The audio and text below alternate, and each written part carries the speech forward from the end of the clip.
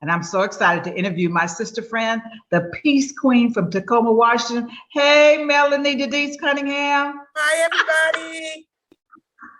We got something to talk about today, don't we? Yes, you ready? What did you get in the mail? What'd you get in the mail? We got to tell everybody the backstory behind this beautiful golden lady. It's an Emmy. Oh my gosh. This is amazing. Jewel, She's beautiful. We are Emmy Award winners.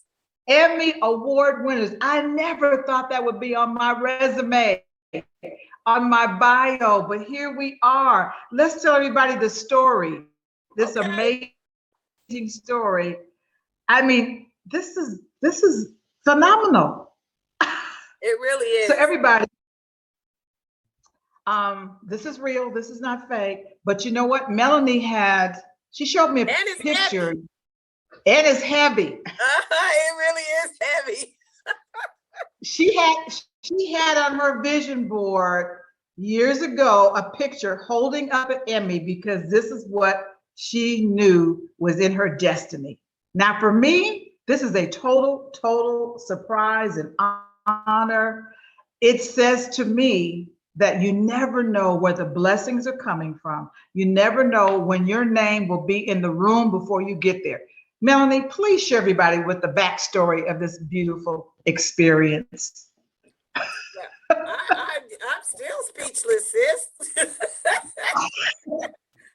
I just keep saying, look at God, when I look at it, and then I'm like, whoa, only God could do something like this. So when I was in TV school 20 years ago, that's when the vision had come where I just said, in television, what's the highest honor that I could achieve? And I, immediately thought I want to win an Emmy, and I put it on the vision board. And then it just so happened in 2018, I was awarded the Greater Tacoma Peace Prize. And that was for my lifetime achievement work in racial reconciliation. And when they gave me that title, then I immediately rebranded myself to the Peace Queen.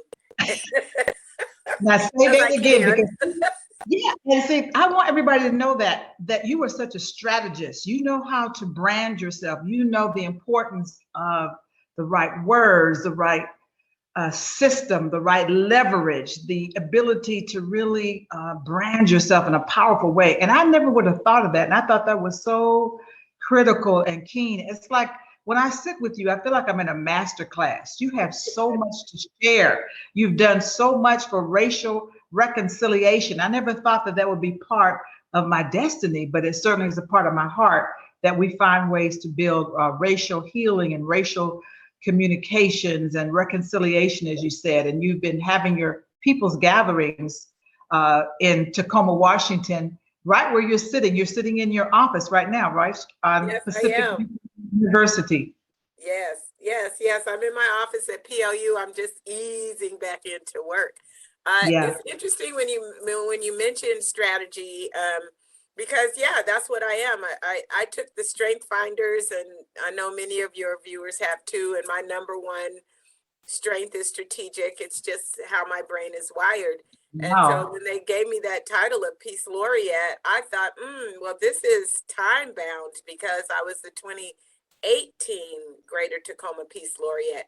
There have been those before, and already there's 2019 and 20 Peace Laureate. So I thought, okay, I want something that is timeless, and this was a singular honor. And as Martin Luther King, who I have adored all my life, said in one of his many speeches, is that your quality of life is measured by how you serve the masses of the people.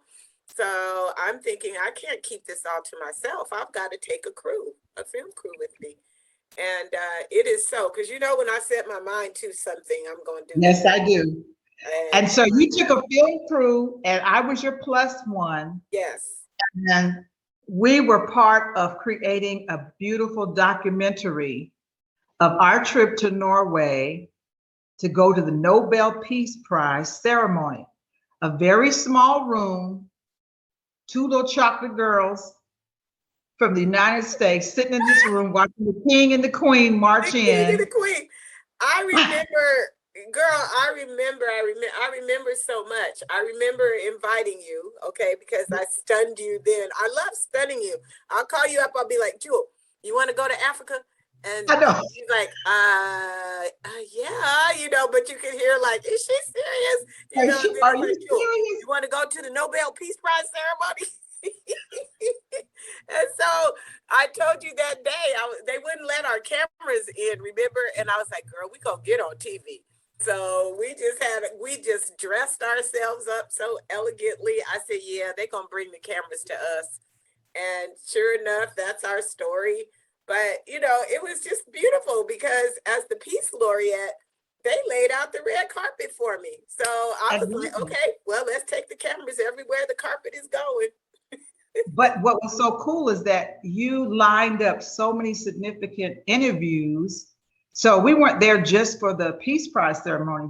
Every day, we were meeting critical, significant people to ask those hard questions. What does peace mean? What are you doing about it? And so the documentary became such a wonderful piece of information and empowerment, racial reconciliation. And that's why you were awarded this Emmy. And then for you to include me to be the associate producer, I'm like, like just blew my mind. Because you made the contributions. I mean, you didn't know that you were walking in that role, but the role and the value that you added to the creative and to the work is that of associate producer. And I just want to thank the Greater Tacoma Peace Prize Committee because they're the ones that actually, the prize is to have that unprecedented access like we did and meeting the leading peace researchers in the world, the Peace Research Center of Oslo, the Peace Center of Norway, the Nansen Center for Peace. We had our private tour in the museum. Right. Yeah, it was just a situation that I just couldn't keep to myself. And I remember when we went to see, learn about the history of the Nobel Peace Prize and to see all the previous winners. Yes. And it was so moving to see Dr. Martin Luther King. And for me to see Albert Schweitzer, because Albert Schweitzer was my entry into being a humanitarian and having compassion for mankind. That was the first candle that was lit inside my spirit, that I gotta be a part of something that's going to create compassion and empathy and concern about the welfare of others. So for me to stand in front of his picture and Dr. Martin Luther King, that was one of the highlights of the trip for me. It's like, Lord, full circle, Yes. It was just amazing. What stands out for you? What stands out for you from my trip? Everything was so good. It was just like, Lord, look at how amazing you are. This isn't anything that I could have ever pinpointed or even knew to put on my bucket list. So what it says to me is that, the strategy of serving and just not being concerned about who's looking, who's watching, just do your work. Do what you are called to do and let God take care of the rest of that. If it is my season to be recognized, then it is so. And look at what happened. Boy, did we get recognized in the center of the world peace movement. We got to be our unapologetically Black self. And rolled up in Norway looking for Black people because we wanted to know the story. We wanted to know their story. How are they living? And it was just beautiful. What I take away from the whole thing is, just 2 words: trust God. I love that. Trust God. Yeah, because at the time that, I've been doing this civil rights, human rights, equity and inclusion work for a long time when I met you, right when you very first came out the chute as a motivational speaker in the early 80s or mid 80s is when I met you. And it was hard back then to be talking about anti-racism, although we It didn't call was. it that at the time. We were dealing with still affirmative action, the early iterations of equity and inclusion, the early iterations of DEI. It was really hard. I mean, workplace lynchings happening left and right every day. So being out there in the trenches, working on discrimination complaints, helping people find justice, raising up inequities, getting yelled at, getting fired, getting Wow. You deserve that award let's do because it. you've been a trailblazer. Yeah. And to be acknowledged like that, as you said, to do that in a time when right now it's easy to talk about it because it's on the table. White supremacy, the shootings, the violence, driving while black, the injustices, everybody, and especially with the pandemic, because life slowed down to where we're all glued to the television and you're saying, now wait a minute, this is crazy. This has really gone too far. So you are a trailblazer, you are a legend.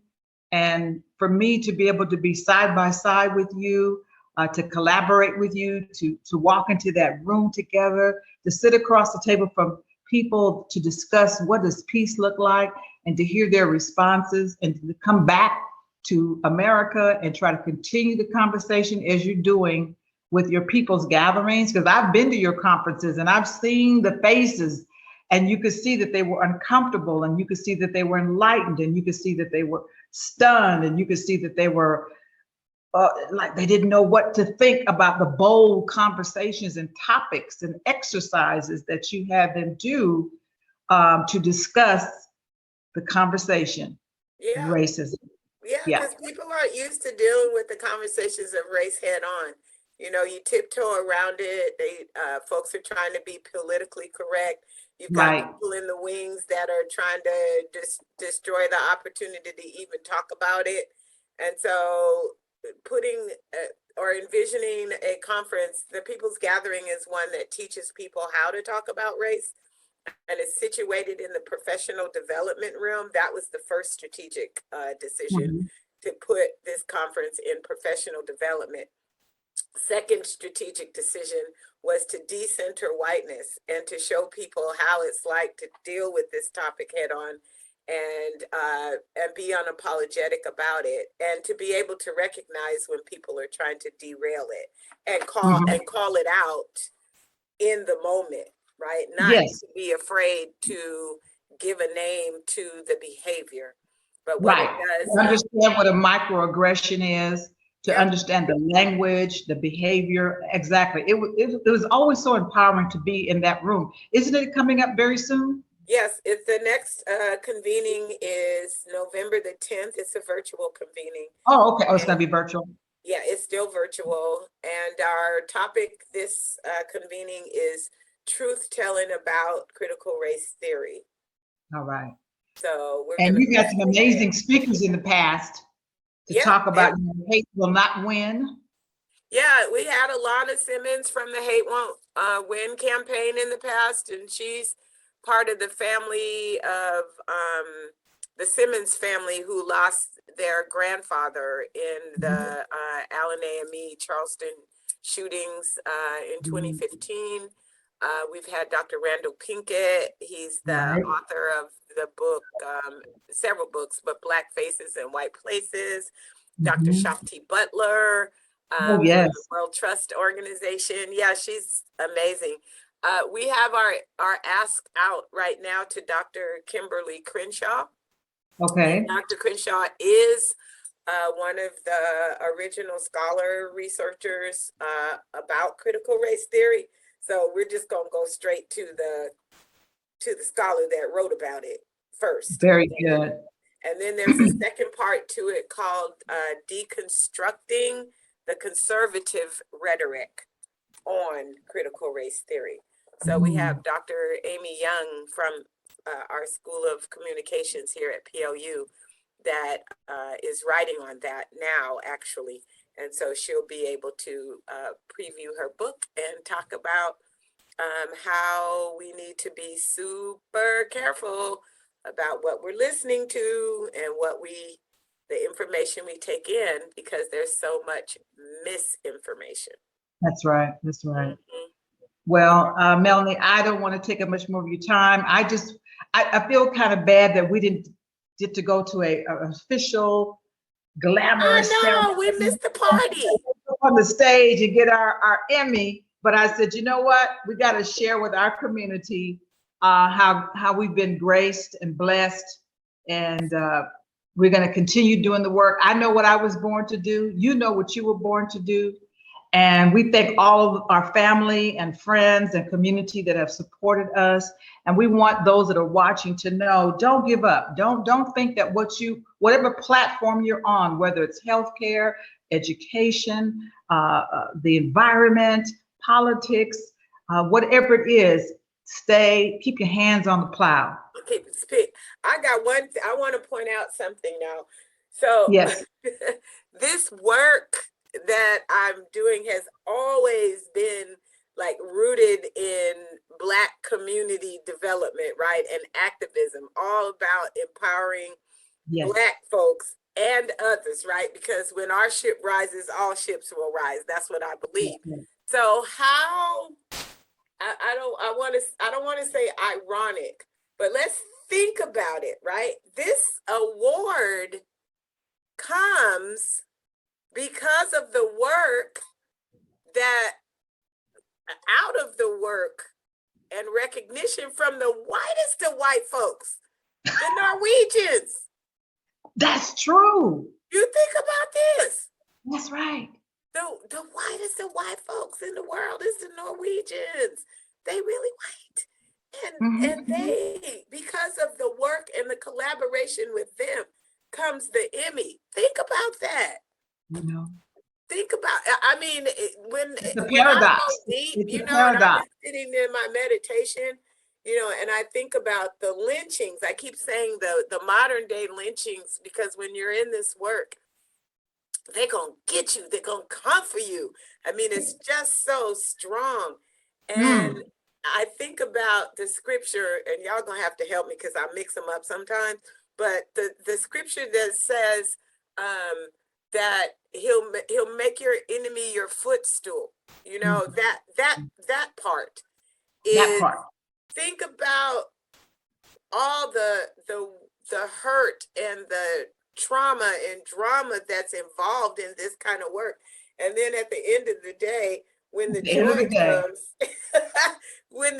comes, it comes from the culture that you thought you were fighting all the time, when in actuality, at least now, and what COVID has lifted up, is it takes all of us to bring peace. It takes you and I to bring UNITY. And that's the theme song. That's the theme song to the film, to Peace Queen. It takes you and I to bring UNITY. So I'll have to get the link so our community can watch the documentary. Yes. And again, I salute you, my sister. Thank you so much for just including me to be a part of this amazing movement that you are spearheading. And I pray God's blessings upon you, your family, your dreams, and your vision board. Add some more stuff to the vision board. I'm gonna add some more stuff to my vision board, because this stuff really works. People don't understand. It really, really does work. It really does. And then God orders our steps, and we never know what room we're going to be walking into. So you are amazing. You have my eternal love and gratitude, and I can't wait to be in your presence again. Yeah, we got to decide what's next. That's right. We got to decide what's next. I love her. Maybe I could come down there and we could meet up with your audience and like let them touch it and hold it and stuff. I mean, because it really, I've got it here in my office and people are coming by. They go, I heard about your Emmy. I've never met anybody that's had an Emmy. I said, here, hold it, touch it. That's true. Whatever your dream is, let this stand. That's true. We'll plan something where they can come and meet you and get more in detail about our trip and all the amazing people that we talked to, the interviews, the insights. Yeah, we could watch the film together. Yeah, that's good. Let's plan that. I like that. I like Give that. me a reason to come to the Los Angeles area. All right, my Thank sister. you, I love Jewel. you. Bye-bye, Peace Queen. Stay in the light. Bye, everyone.